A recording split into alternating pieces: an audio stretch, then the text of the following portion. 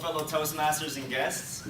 I'm not sure if it's the speeches or the lunches and the free food that brought you guys here today, but thank you for your time. Roughly 140 million miles away lies a rover on Mars named Curiosity. This rover was named by an 11-year-old girl from Kansas named Clara. In her award-winning essay, she acknowledges her curiosity. Why is the sky blue? Why do the stars twinkle? Why am I me? Sounds like a pretty curious 11-year-old, right? Well, when I was younger, I can relate to that because as far as long as I can remember, I've also been pretty curious. I've probably asked each and every one of you that work with me at least 1,000,001 questions. And when I think back to the time when I was a child, a simpler time, when I didn't have to do labor corrections, I remember asking my parents everything and anything, all the time. And for those of you that do have kids out there, maybe you can understand how annoying it might have been to have an extremely curious kid asking, why this, why this? But it might be comforting to know that they're discovering the world through you. As I grew, so did my knowledge, therefore my curiosity. There came a time when they couldn't answer every question that I had. It frustrated me. It frustrated them. That need and hunger to seek out what I didn't understand itched at me. It burned me to at least try to attempt to find an answer. In a way, my curiosity has become a foundation upon which I was forged. Imagine going a day in your life without asking any questions at all. Not just asking your coworker what they brought for lunch, but also your inner dialogue and decision making. Should I have come to work today?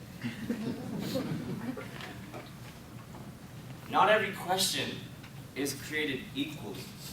They can induce a plain yes or no, right or wrong, but they can get a bit more complicated than that. If I asked you what 2 + 2 was, what would you say? Obviously, right? And if you said anything other than 4, how would you do it, Carol? If I asked you if you were afraid of spiders, what would you say? You don't know? Depending on the person, you could be afraid of spiders, you wouldn't be afraid of spiders. A spider lover wouldn't agree with a spider hater. Fun fact, I am extremely arachnophobic, so I disagree with anyone that likes spiders out there. Please do not prank me with spiders.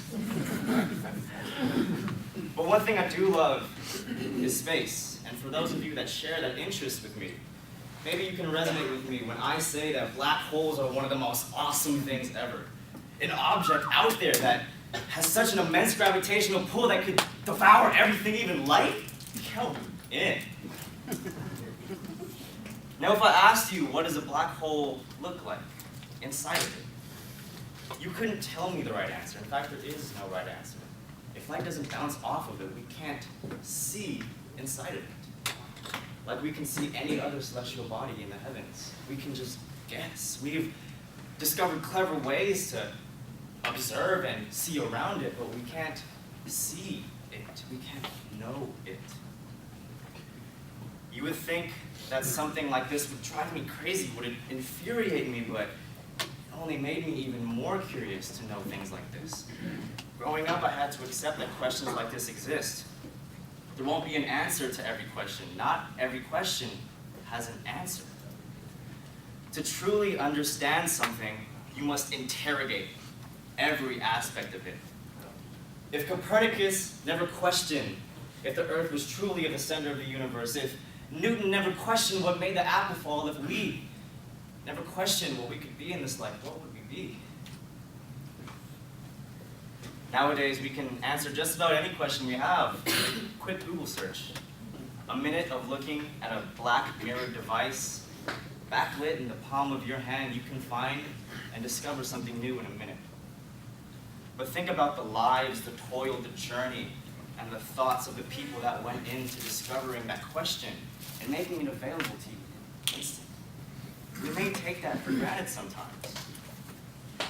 At least you can find comfort in the fact that the people who discovered that question, although you may not know them, they share that same curiosity with you and ask the same questions that you have asked.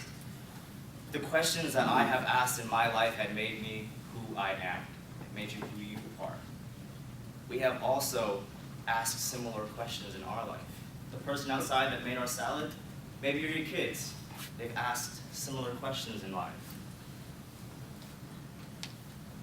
Curiosity intertwines, binds, and unifies us all. It is part of the human experience.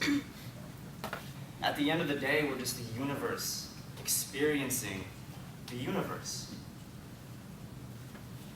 Never stop asking questions. Never extinguish that flame of curiosity that burns inside of you. Tend to that fire. Let it rage hard and bright, for that is your light. And that is who you are, and it is who I am. Together we can be a shining beacon. We can help each other discover and learn new things every day. And hopefully we can share the same experience to know and experience curiosity and discover and learn as I once did, as you once did, as children. Stay curious, my friends.